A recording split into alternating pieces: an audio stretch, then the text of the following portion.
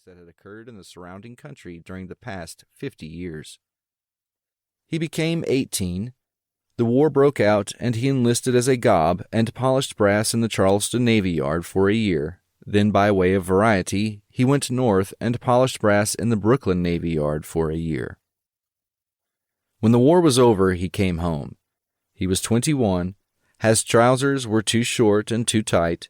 His buttoned shoes were long and narrow. His tie was an alarming conspiracy of purple and pink marvelously scrolled, and over it were two blue eyes faded like a piece of very good old cloth long exposed to the sun.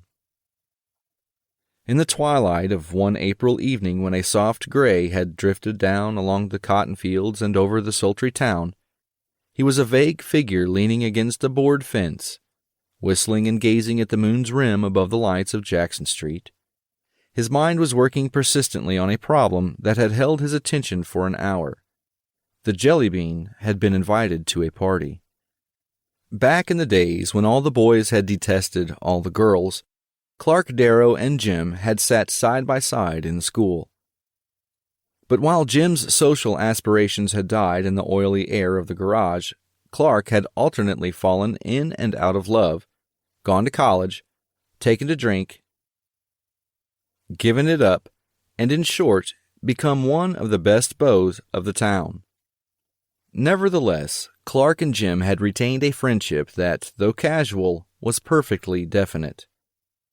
That afternoon, Clark's ancient Ford had slowed up beside Jim, who was on the sidewalk, and out of a clear sky, Clark invited him to a party at the country club. The impulse that made him do this was no stranger than the impulse which made Jim accept. The latter was probably an unconscious ennui, a half-frightened sense of adventure, and now Jim was soberly thinking it over. He began to sing, drumming his long foot idly on a stone block in the sidewalk till it wobbled up and down in time to the low, throaty tune. One smile from home in Jelly Bean Town lives Jean, the Jelly Bean Queen.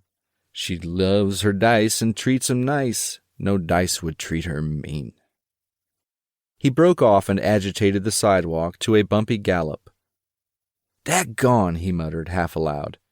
They would all be there. The old crowd, the crowd to which, by right of the White House, sold long since, and the portrait of the officer in gray over the mantel, Jim should have belonged.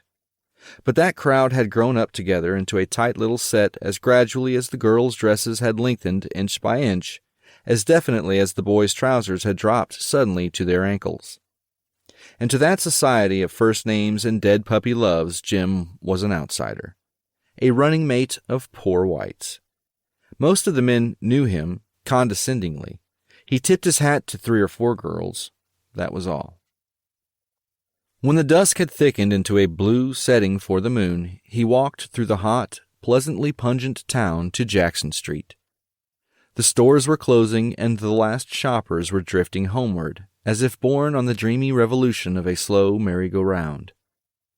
A street fair farther down a brilliant alley of varicolored booths contributed a blend of music to the night, an oriental dance on a calliope, a melancholy bugle in front of a freak show, a cheerful rendition of Back Home in Tennessee on a hand organ.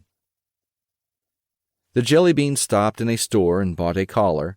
Then he sauntered along toward Soda Sam's, where he found the usual 3 or 4 cars of a summer evening parked in front and the little darkies running back and forth with sundaes and lemonades. "Hello, Jim."